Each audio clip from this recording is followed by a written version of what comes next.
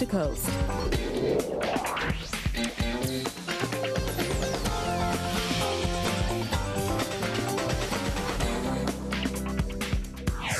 Hi, I'm Angela Martinez. Welcome to Crafters Coast to Coast. Crafters explore the world of possibilities.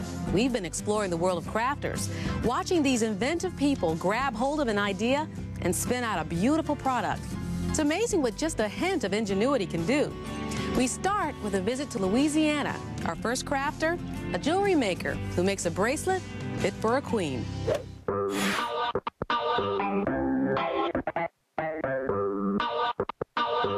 Welcome to New Orleans, Louisiana. My name is Molly McNamara, and I make jewelry fit for a queen. I live and work in this traditional New Orleans home, and it's 180 years old. It's raining out here. What's wrong with you people? This is the weirdest thing I've ever done. Weirder than Mardi Gras. Let's go inside.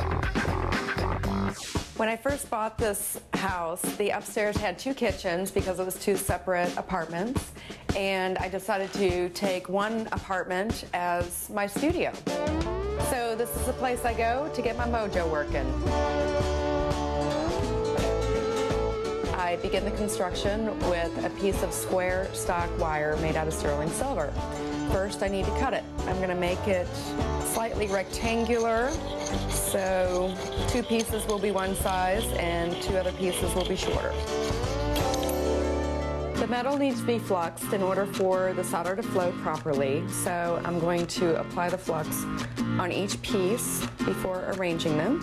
This is my mojo. Now I have the rectangular form, which will be the foundation for the bracelet. Now it's time to drill some holes. I drill 7 holes on one side and 7 matching holes on the other side, which will allow me to set the material inside. Now I'm going to clean it up a bit and put it in the pickle and get it ready for the next step.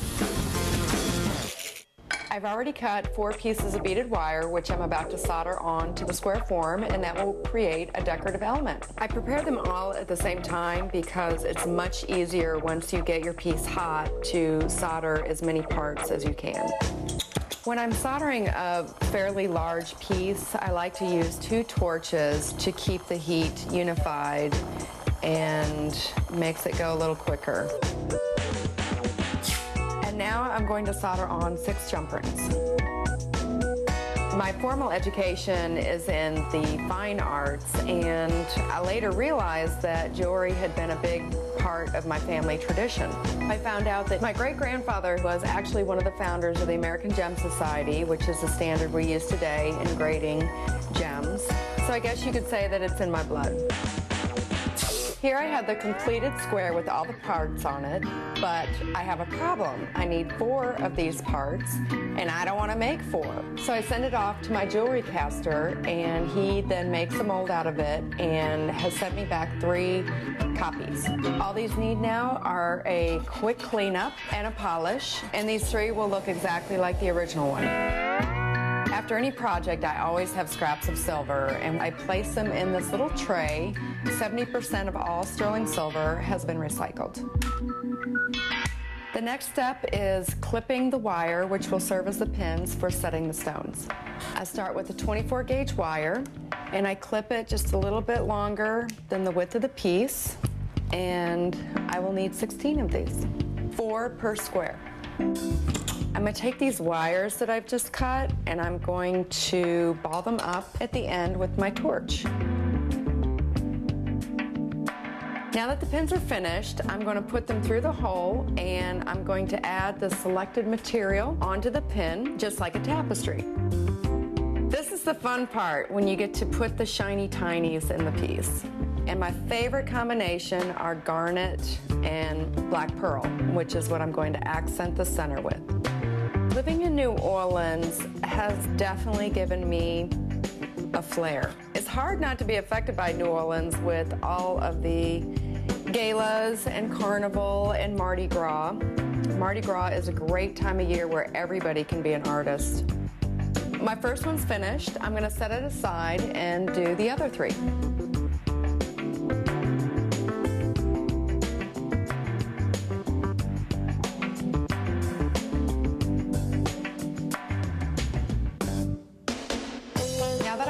all my parts assembled, I need to clip the ends of the wire so that they're even.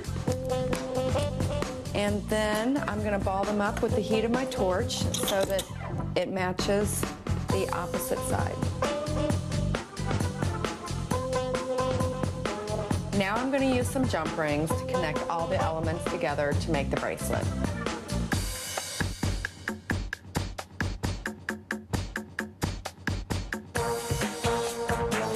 All the parts are assembled and the bracelet is complete.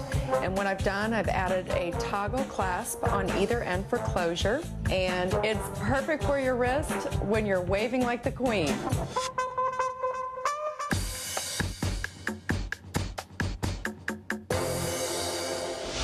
The combination of silver and stones makes it just beautiful. Even we common folks would like a bracelet like that.